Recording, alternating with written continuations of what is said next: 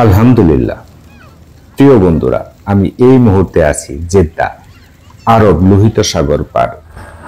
আরবে বেশিরভাগ সময় প্রচন্ড গরম থাকে। এই গরম থেকে বাঁচতে সৌদি সরকার বাচ্চাদের জন্য পার্কের পাশে ঠান্ডা জলের ফোয়ারা করে দিয়েছে। আসুন দেখি ঠান্ডা জলে বাচ্চাদের কি চমৎকার জলপরি বাচ্চারা উদযাপন করছে।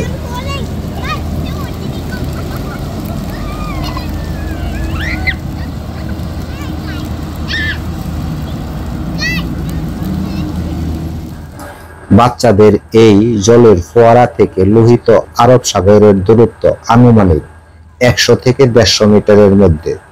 লোহিত সাগরের কিনারায় আরেকটি শ্বেত শুভ্র ঝর্ণা কেমন মাথা উঁচু করে দাঁড়িয়ে আছে দেখুন। গুদুলি লগ্নে আমরা আরব লোহিত সাগরের সৌন্দর্য উপভোগ করছি। হাওয়ায় সাগরের জলীয় বাষ্প মিলে এখন এখানে কিছুটা শীতলতা অনুভব করছি। জেদ্দা শহরের আরবীয় লোকাল লোকেরা সন্ধ্যার পর পরিবার পরিজন নিয়ে ছুটে আসেন এখানে।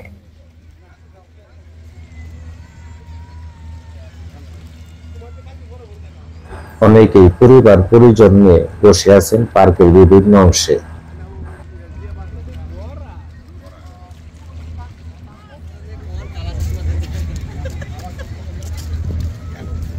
রাতের আবহাওয়া দিনের চেয়ে অনেকটা শীতল, তাই আরবের লোকেরা রাতে ঘুরতেই বেশ স্বাচ্ছন্দ্য বোধ করে।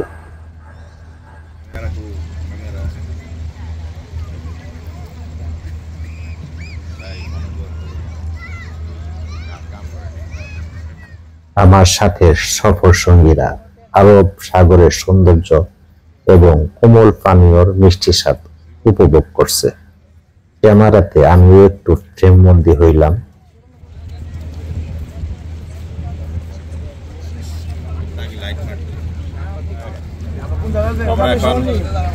সাগরের পারে আছি,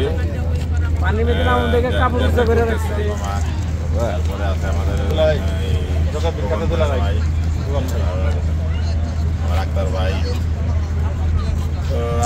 বিকালবেলা সাগরের পারে পরিবেশটাই অন্যরকম, একদম ঠান্ডা।